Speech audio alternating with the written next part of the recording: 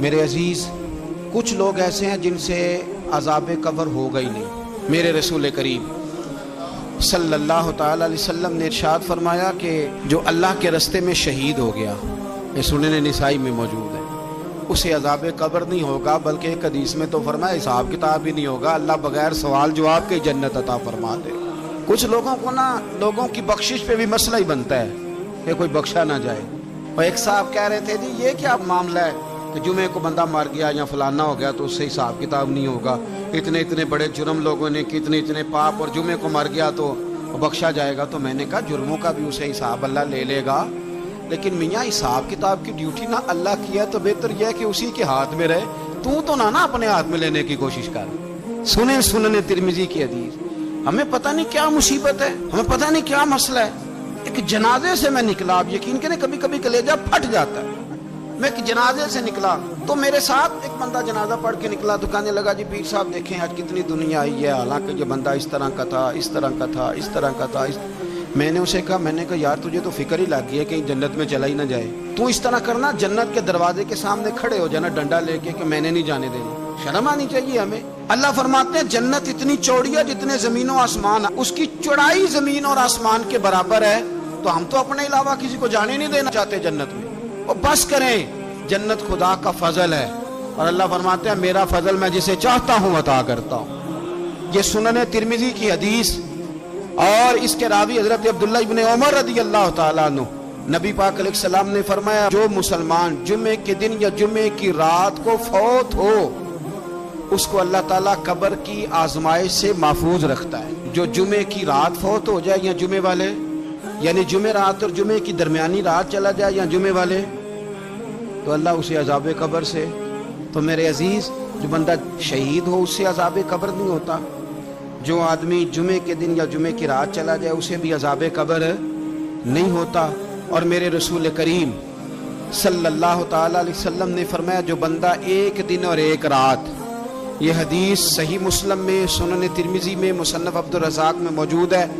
ایک دن اور ایک رات اللہ کی رضا کے لیے اسلامی سرحد پہ پہرا دے۔ میں اور آپ سوئے ہوئے ہیں، لیکن وہ لوگ جو فوجی بارڈروں پہ کھڑے ہیں، دیکھو مدینے والے محبوب کس کس پہ کرم فرماتے ہیں۔ ساری عمر نہیں، 24-25 سال کی سروس نہیں، فرمایا ایک دن اور ایک رات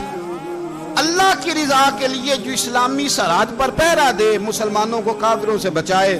رب اسے عذاب قبر نہیں دے گا، اسے اللہ تعالیٰ اپنے فضل سے معاف فرما دے گا۔ ایک رات اور ایک، آپ کیا سمجھتے ہیں کہ ان فوجیوں کی کوئی چھوٹی شان ہے، ان کا کوئی چھوٹا مرتبہ ہے؟ ایک دن اور ایک رات اگر یہ پہرا دیں تو اللہ انہیں اتنا انعام عطا کرتا ہے۔ اسی طرح سن لو، یہ ذرا غور سے سننا، ابن ماجہ کی حدیث، اور اس کے علاوہ مسند ابو یعلا میں موجود حدیث کے راوی حضرت ابو ہریرہ رضی اللہ تعالی عنہ، حضور صلی اللہ تعالی علیہ وسلم نے فرمایا جو شخص بیماری سے فوت ہوا، قربان جاؤں میرے محبوب نے بیماری کا نام ہی نہیں لیا، فرمایا کوئی بھی بیماری ہو، فرمایا جو آدمی بیماری سے فوت ہوا اللہ اسے شہادت کی موت عطا فرمائے گا، اور وہ عذاب قبر سے اور قبر کے امتحان سے بھی محفوظ رہے گا، اور حضور فرماتے ہیں اس کو صبح اور شام جنت کے باغوں میں سے رزق دیا جائے گا۔ جو کسی بھی بیماری سے مرا، یہ لوگ بیماری سے مر رہے ہیں تو لوگوں نے اچھوت سمجھ رہے ہیں، اچھوت، یہ اچھوت نہیں ہے، اس لیے کہ لوارث نہیں، یہ خدا رسول کے ماننے والے ہیں، تم انہیں اچھوت کہہ رہے ہو، اور مدینے والے رسول انہیں شہید فرما رہے ہیں۔ حضور نے فرمایا جو بیماری سے مرے شہید ہے، وہ قبر کے عذاب سے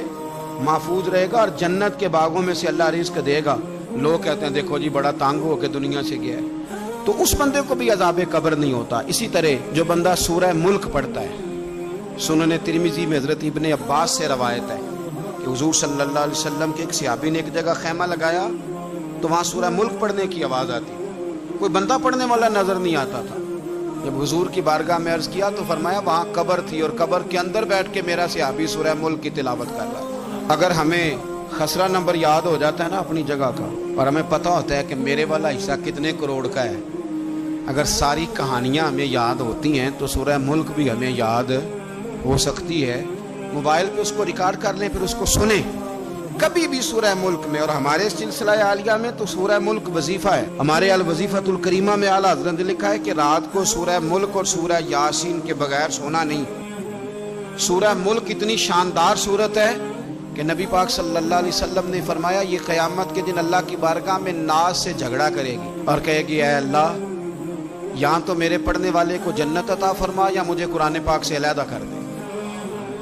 تو رب کریم پھر اپنے فضل سے پڑھنے والے کو جنت عطا کرے گا۔